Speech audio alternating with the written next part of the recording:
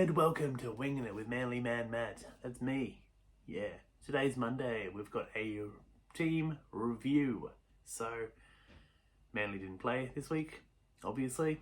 We've had 6 games, and yeah, let's get into it. Let's get into reviewing these games because we had some absolute doozies.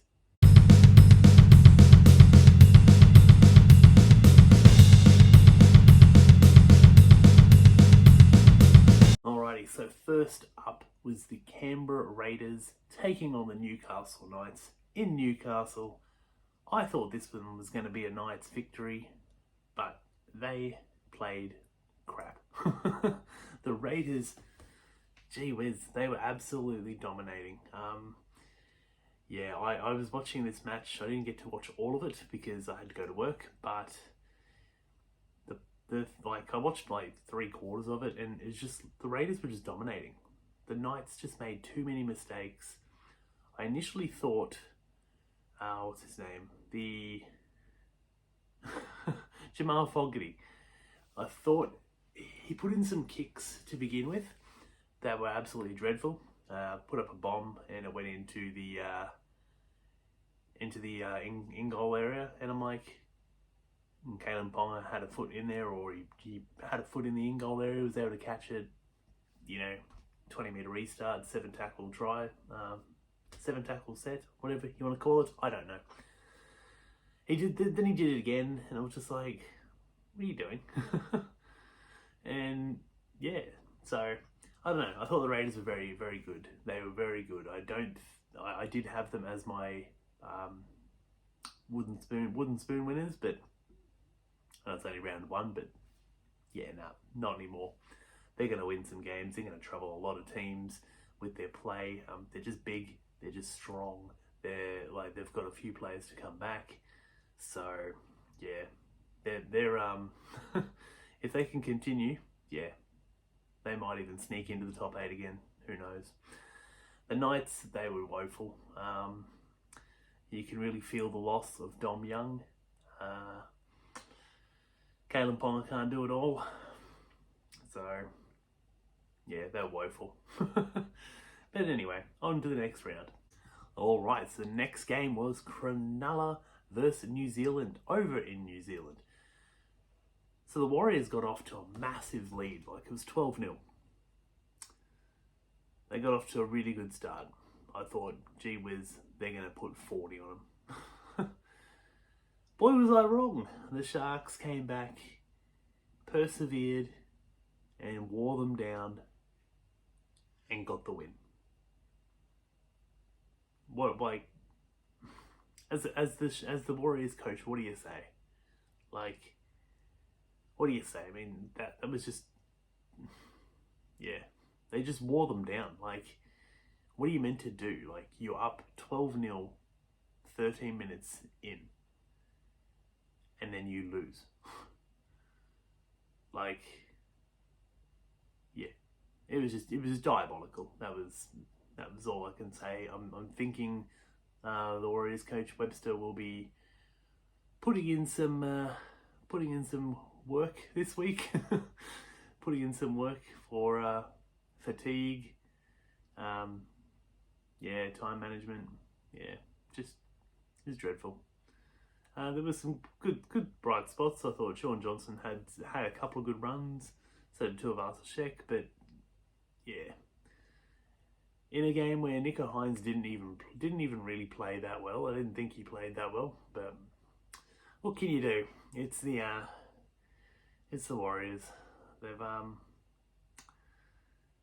in the top 4 last year, and I think a lot of teams will be coming for them. They've got to try and get that pressure. They've really got to try and own in on that pressure and just, yeah, it's the Warriors. What are you going to do? Sharks were very, very good. They were bad to begin with, but then they just, I think something just flicked, the switch flicked, whatever you want to call it. And it just, yeah. I don't have too much to say about the Sharks and Warriors. It was just, yeah. 12-0 after 13 minutes. It still blows my mind. It really does. I was sitting there watching the match. I'd ordered some pizza, and I'm like, I was just like la la la.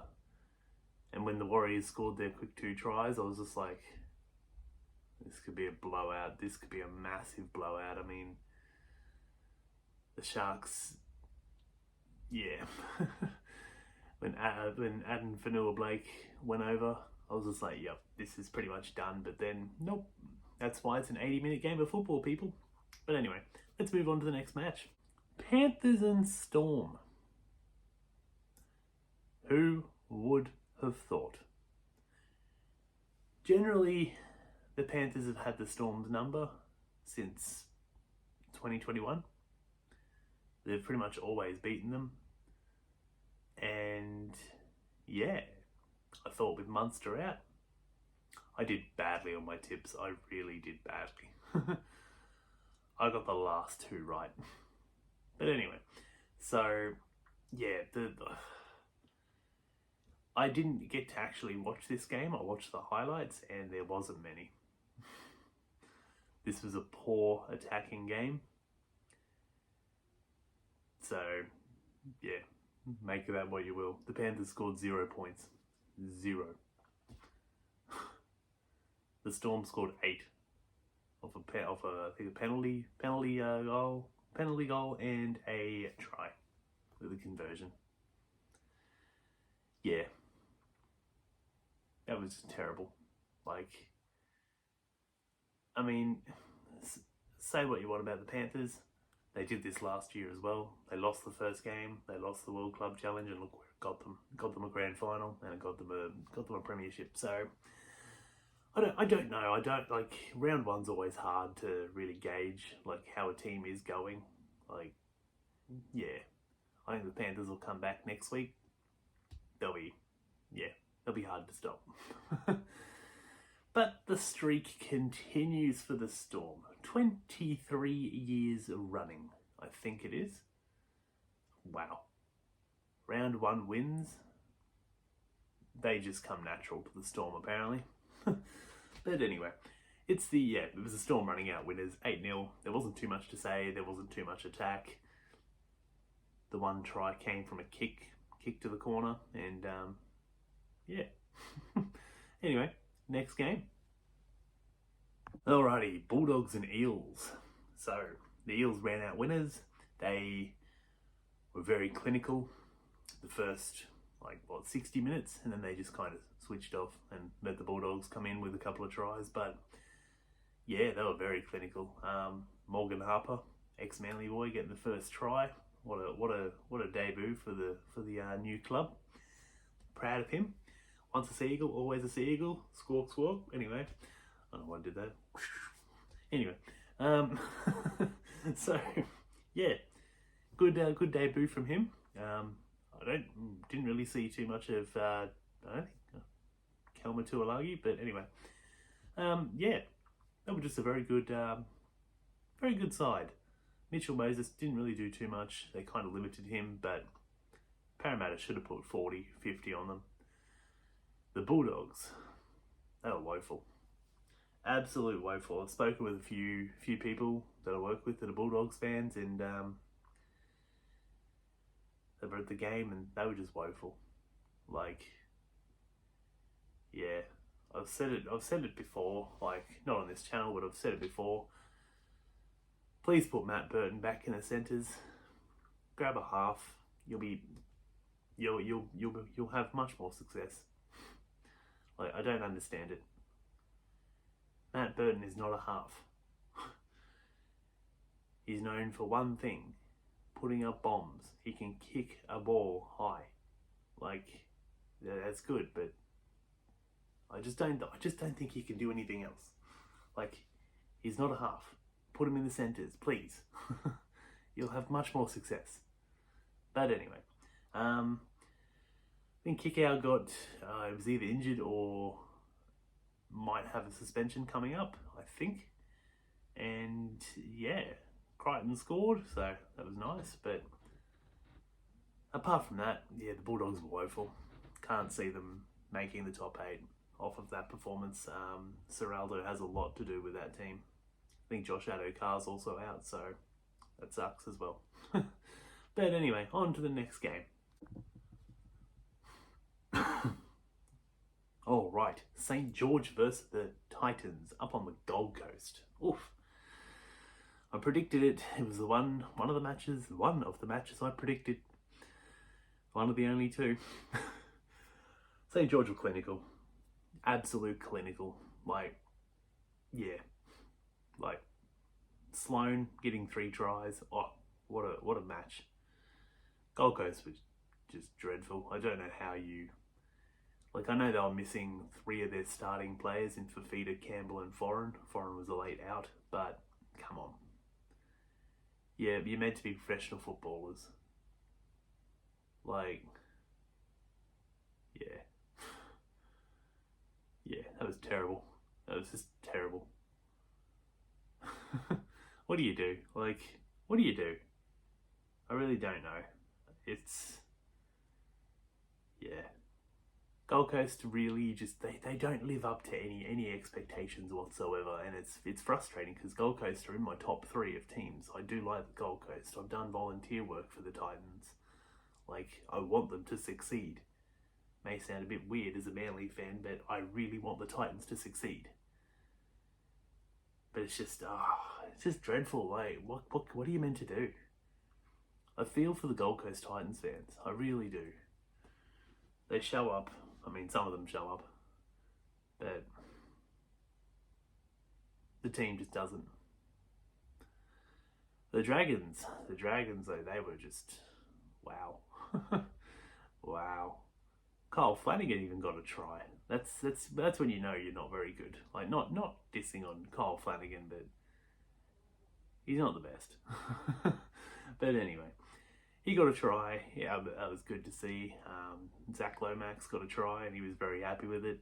Tyrell Sloan got 3, far out. It's just they just look too good.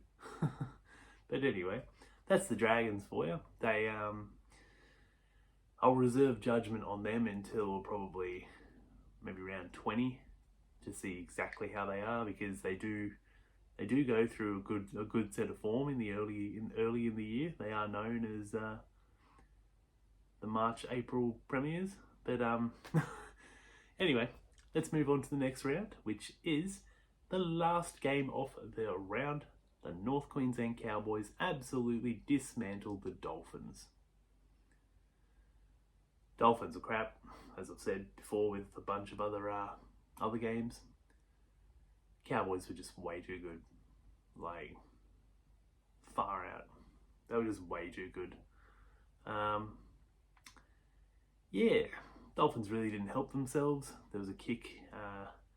One of the Cowboys put a kick in, and it went near the hammer, and the hammer just went to try and kick it with his foot for some reason, as they were all coming at him, and it went straight into the hands of Lukey, I think it was, and he went through and scored. And it's just it's not going to be your day when that happens. I think most Dolphins fans would just switched off. They would just gone, nah, switch. But anyway, Cowboys were really good, really good. They were the only Queensland team to win this week, this round, which is surprising. It was usually been the Broncos, but well. But anyway, that's a round 1 wrap up. So tomorrow will be Team List Tuesday. I've heard some news that Schuster is finally fit to play. I wonder where he's going to play. I would play him on the bench, honestly. Trbojevic can, start. Maybe Schuster can take over. I don't know. But anyway, that'll be for tomorrow when the team list drops. It's gonna be a good one. All 8 games dropping, 16 teams. The Titans are on the bye. It's gonna be so good.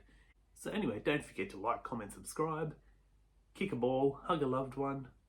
Go the mighty Manly Sea Eagles. Let's go. Peace out, my friends.